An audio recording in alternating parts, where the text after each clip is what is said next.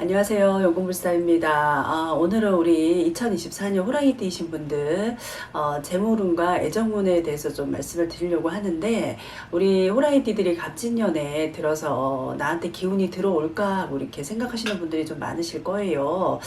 근데 어떻게 보면 그 환경의 변화에 어떤 기운에 우리 호랑이띠들이 좀 이렇게 접어든다 이렇게 보셔야 되고, 내가 좀 이렇게 환경 변화는 적극적으로 내 자리를 좀 이렇게 찾아가는 변화가 아니고, 좋은 시기가 지나서 본인의 어떤 자리를 다른 사람에게 이렇게 좀 내어주는 어떤 형태의 변화라고 이해를 하시면 될 것 같습니다.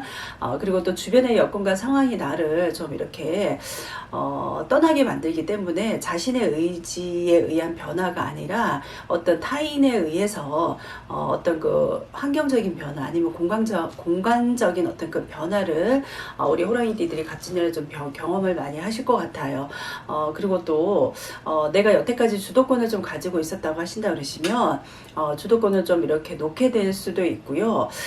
내가 중앙에서 어떤 지방으로 가신다든가 아니면 도시에서 어떤 변두리로 떠나는 그런 기운이라고 이렇게 보시면 될 것 같습니다. 우리 갑진년의 호랑이띠는 전환의 기운에 사로잡혀서 어떤 내가 직장을 다닌다든가 아니면 사업하시는 분야에서도 변화가 좀 클 거라고 보시면 될 것 같고요. 특히나 또 이렇게 사업적인 측면에서 본다 그러면 기존에 내가 해왔던 분야의 비중이 좀 줄어들 수는 있고요. 그리고 새로운 사업이나 아니면 어떤 신생 아이템으로 인해서 좀 이렇게 많이 전환되는 상황이 발생한다고 보시면 될 것 같습니다. 어떤 그 매출의 하락이라든가 아니면 주변 환경으로 인해서 변화를 내가 어쩔 수 없이 좀 이렇게 많이 이렇게 변화를 좀 겪으셔야 되고요. 그리고 또 새로운 방향으로 어떻게 보면 좀 이렇게 나아가는 생각지도 않은 어떤 상황이 좀 발생할 수도 있습니다.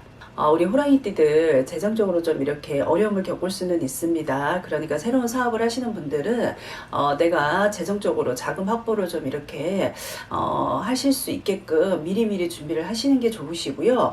사업의 방향을 좀 이렇게 변경을 하시는 것도 본인한테는 좀 좋으실 듯 합니다.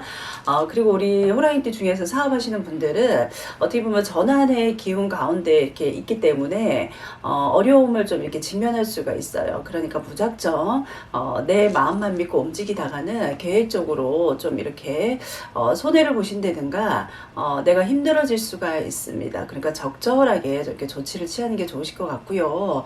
우리 호랑이띠들 전반적으로 갑진년 한 해를 놓고 봤을 때는 어려움이 좀 있을 수 있는 한 해가 될 수는 있지만 하시는 분야에 따라서 또 이렇게 성과를 내는 분도 분명히 있습니다.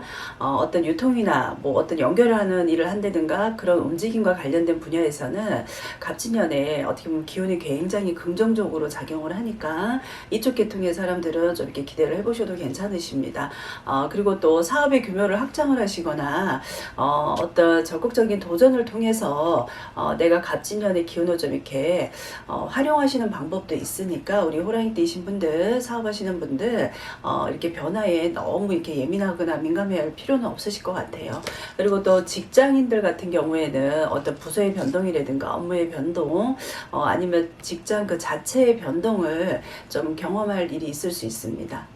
우리 2024년 갑진년에 우리 호랑이띠들 부자가 되기 위해서 내가 좀 많이 버는 것보다 들어오는 재물을 좀 이렇게 잘 지키는 게 중요합니다. 본인의 어떤 재물의 흐름을 잘 잡으려면 가장 중요한 게 재물을 좀 잘 지키셔야 되고요.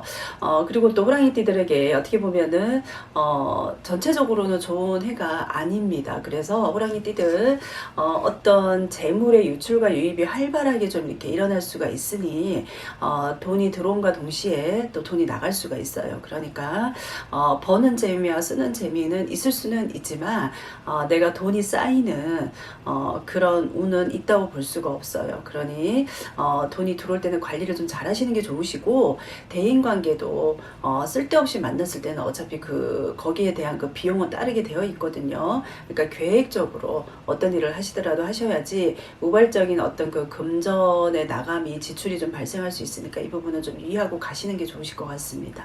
그리고 우리 그 호랑이띠들 애정운을 좀 보자 그러면 내가 어떤 그 환경적인 요인으로 인해서 어쩔 수 없는 여건으로 만나던 연인과 좀 이별할 수 있는 이별수도 있다고 볼 수 있습니다. 그러니 서로의 관계에 서로 방해가 되는 요소가 있다 그러면 이로 인해서 서로가 좀 이렇게 헤어질 수 있는 이별수가 들어와 있으니 알고 계시면 좋으실 듯 하고요. 어떻게 보면 올해의 기운은 새로운 환경에서 내가 새로운 사람을 만날 수 있는 기운이기 때문에 오히려 헤어진다고 해서 너무 절망할 것이 아니라 또 좋은 인연을 만날 수 있는 그런 긍정적인 에너지도 있기 때문에 긍정적으로 받아들이시는 것도 본인한테 좀 덕이 되지 않을까 싶습니다. 그리고 또 이미 연인이 있거나 배우자가 있는 경우에는 갑진년에 들어서 우리 호랑이띠들 서로가 좀 이렇게 관계를 위해서 적당한 거리를 좀 이렇게 유지하고 가시는 게 좋습니다. 예를 들면 뭐 장거리 연애나 아니면 주말 부부 같은 같이 이렇게 지내신다고 하신다 그러시면 서로 크게 마찰 없이 어떤 예방하고 갈 수 있는 방법 중에 하나라고 보실 수가 있고요.